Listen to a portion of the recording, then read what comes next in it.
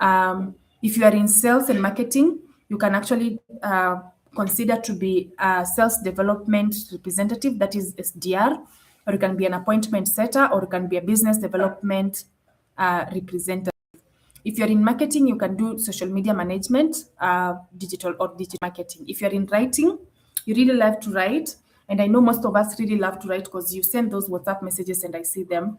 You can actually consider to be in uh, copywriting or ghostwriting, one of also the best paying careers. And then if you are in IT, you can do technical support or software engineering. But guys, when you're doing the physical setup, things are different when you do them in the remote work setup. Because when it comes to marketing, the things that you do are the things that you're going to do in social media management or in digital marketing. That means that you need to learn some things in digital marketing. You need to learn social media management. You need to learn things like ads. You need to learn things like Meta ads, TikTok ads, Google Analytics, all those things if you want to get into that career. The other thing is that also, if you're going to learn writing, there are many ways that you can also improve your writing skills and copywriting skills and ghostwriting skills as a whole. If you're in IT and you want to get into software development or IT to be specific, you also need to learn those skills and everything around that. So even if you're in healthcare, medical virtual assistant, you need to get there. The person is asking about engineering. Let me just answer that right now. You can decide to be an assistant to an engineer.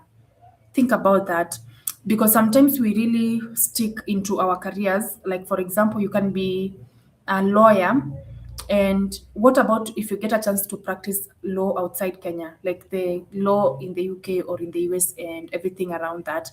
uh, so you say that you're going to work as an assistant to someone who has practiced. Maybe they are in practice for almost 20 years.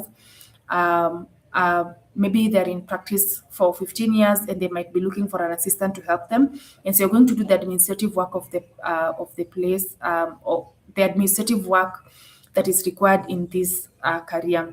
So think about it that way. If you are getting into legal or you're getting into engineering, you can call yourself an engineering assistant or a legal VM, an engineering VM, and then you target now engineers or you target the lawyers and you start working with them. The pay is actually better than the Kenyan law. The pay is actually better than the engineering law. So if you want to be paid better and drop the names, the titles, well and good. If you still want to maintain the title, then you can actually take the simple pay.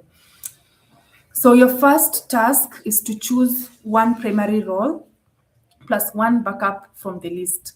I normally say you also have a backup, like just have one backup, but that does not mean that you have to actively be searching. If you're searching for a role, search for one thing until it works out before you go to that backup.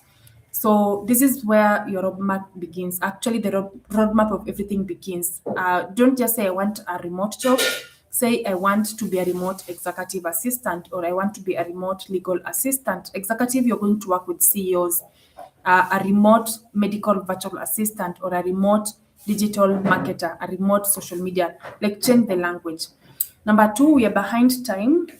So I'll rush a little bit because of the things that have happened today. Um, but apologies for that. I think next time we'll check on our technical equipment before we start the sessions so that we don't face this again. Remote employers are not just hiring qualifications, they're asking, can I trust this person to actually deliver the results without constant supervision? And so don't just think that it's about qualification, it's about your reliability, about your consistency, and about you delivering the results and the impact that they need. And so, number one, you need to have role specific skills. Can you actually perform the job? If I give you a job as a legal assistant, can you be able to perform it?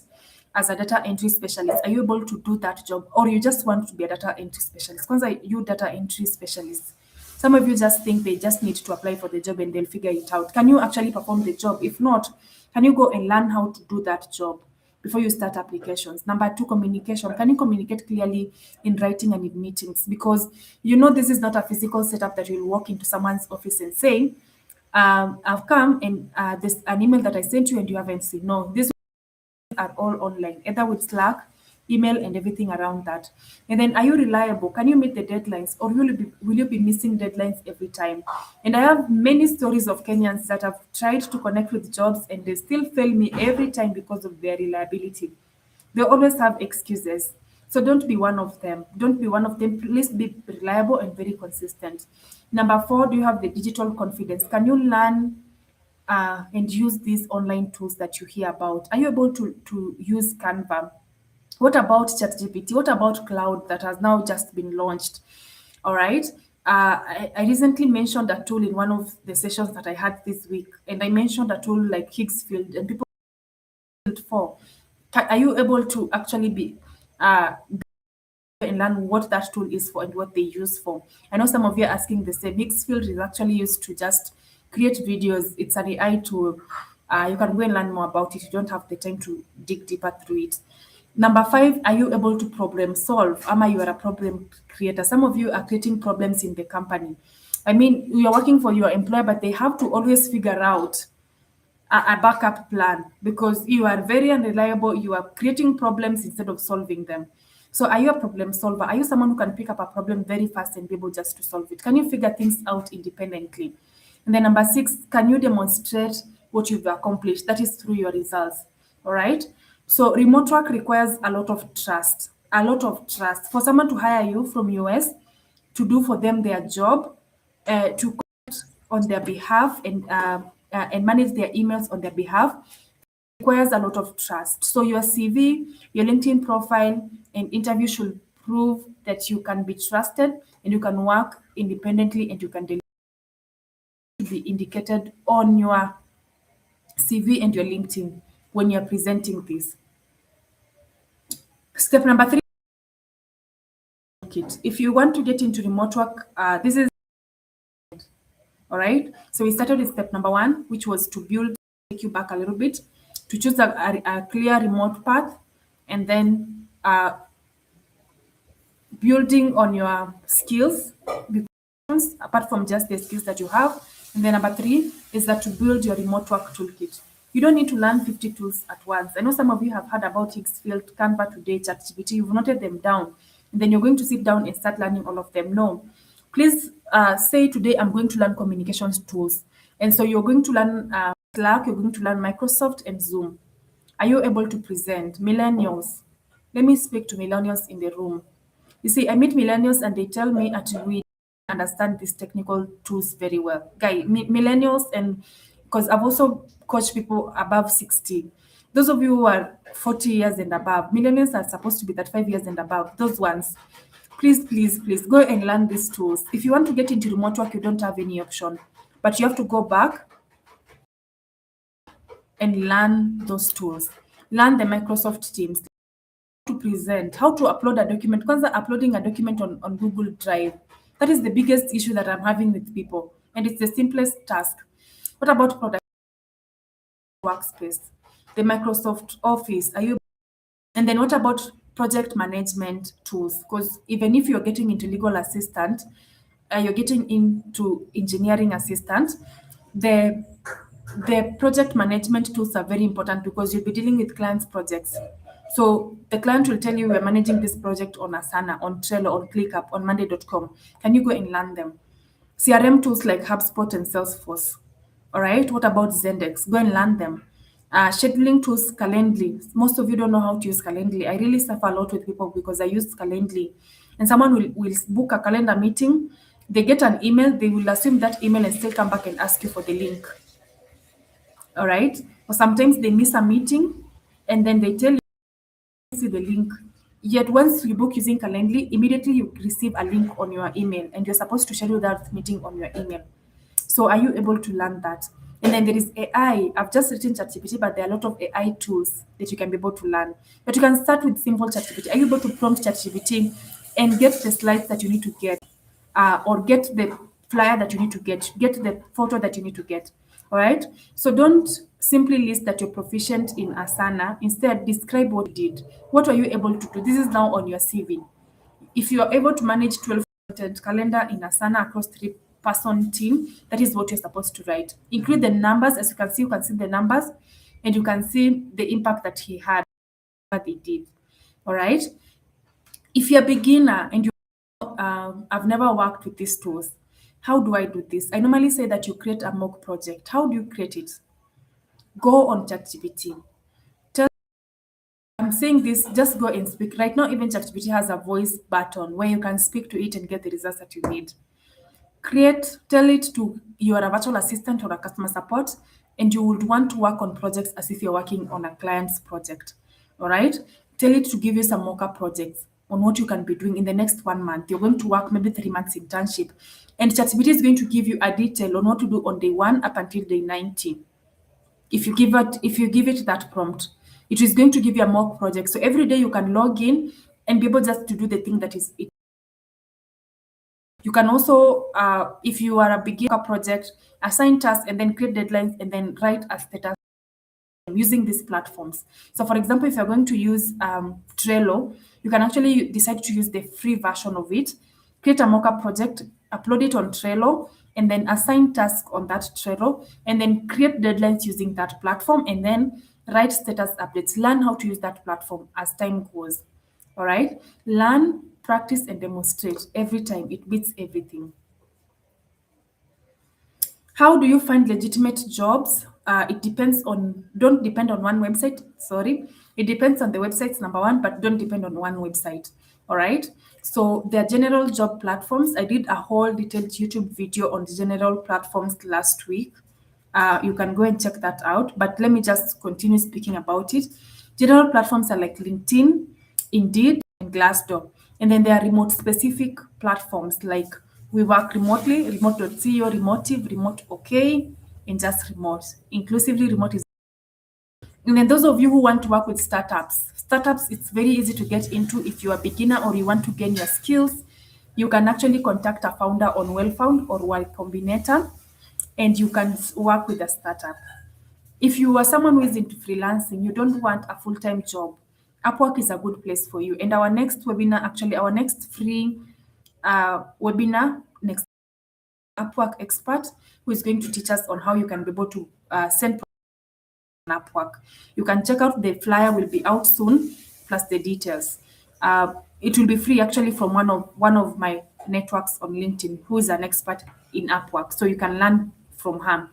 So some industries have specialized job boards. For example, if you're getting into healthcare and you want to be a medical virtual assistant, you have to check on platforms like 24/7 virtual assistant. You can check on Glassdoor. You can check on My Mountain Mover. Let me just recommend those three. If you're in education and you want to get into education, you can use platforms like Preply, and you can use Outsourcely, Preply, and Cambly. If you're getting into tech, Jobspresso, Jobspresso is your platform that you can check out. You can also use We Work Remotely. So explore those as additional options. Job boards should be one part of your strategy, not your entire strategy. Some of you have taken job boards as the entire strategy. Some of you just want to listen to the sites.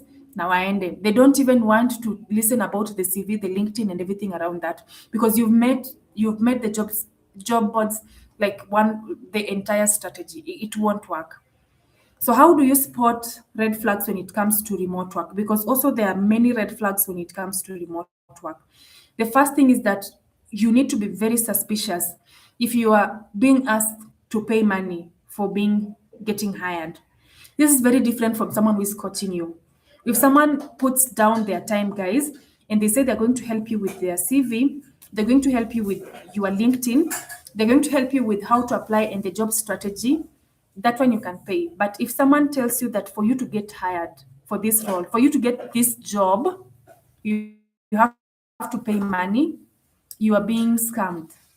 You're being scammed. Nobody is going to give you a job because you paid them. Even me, I don't give out jobs. I only guide you and help you to coach you until you get a role. But if you want me to get you a job, maybe you are in the wrong place. All right. And I don't take up those tasks. Number two, you are promised extremely high pay, very simple work. Those of you who are out LinkedIn profile, you are actually selling out your LinkedIn profiles. I think you can really relate to this. You're just told to rent out your LinkedIn profile and you're going to be given a huge amount of money. It is not going to work. It is not going to work. So try as much as possible to avoid such things. And then the recruiter uses a suspicious or unverified contact details. I normally say that if you get a recruiter and they use at Gmail to employ, if they don't have money to pay for a domain for their company, where are they going to get money to pay you for the job that you want to get paid for? So avoid such people.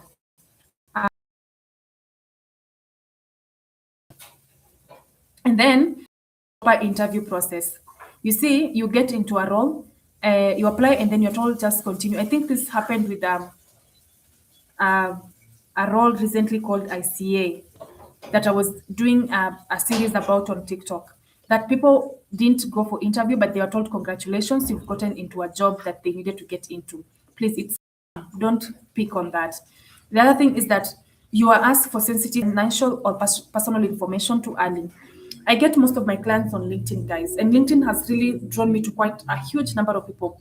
So 2 weeks ago, I don't know if 3 weeks ago, the people from Australia that actually got my LinkedIn handle and they wanted me to work for them a project, and we struck a deal.